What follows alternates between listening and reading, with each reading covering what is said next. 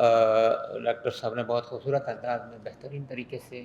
Elaborate کیا ان چیزوں کو،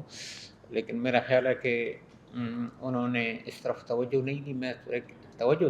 دلانے کی کوشش کروں گا کہ اگر یہ مسائل ہیں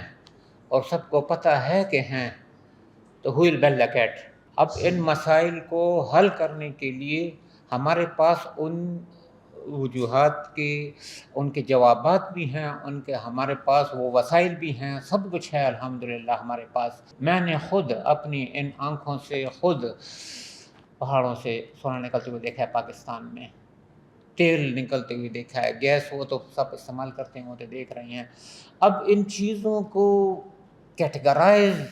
ایک آرگنائز طریقے سے، ایک اس طریقے سے جس طریقے سے سعودی عرب میں یا جس طریقے سے عرب ممالک ہیں، جس طرح ایران، سوال میرا یہ ہے کہ ہم اس چینل پر جا کیوں نہیں رہے، وہ راستہ ہم اڈاپٹ کیوں نہیں کرتے کہ جس میں ہمیں فائدہ ہو، اور ہم ان فضولیات کے لیے جو ہم قرضے لیتے ہیں اور جو آئی ایم ایف کے ہم غلام ہیں اور نیشنل مانیٹری فنڈ اور فلاں فلاں، یہ ادارے کیسے ہمارے اندر گھس کر اور ہمارے اداروں میں جا کر اور ہمارے اندر اور جو ہے ہمیں قرضوں میں مبتلا کر کے اور ہمیں مجبور کر کے اور پھر ہم جا کر ان کے پیروں میں پڑ کر ان سے مانگتے ہیں، اور پھر یہ تو ضلالت کی وہ انتہا ہے کہ جس کی حد۔ سوال میرا یہ ہے کہ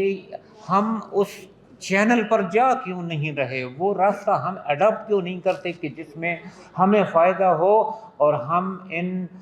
فضولیات کے لیے جو ہم قرضے لیتے ہیں اور جو آئی ایم ایف کے ہم غلام ہیں اور نیشنل مانیٹری فنڈ اور فلاں فلاں،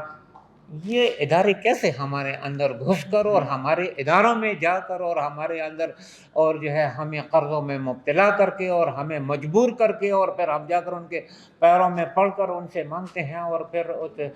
یہ تو ضلالت کی وہ انتہا ہے کہ جس کی حد نہیں۔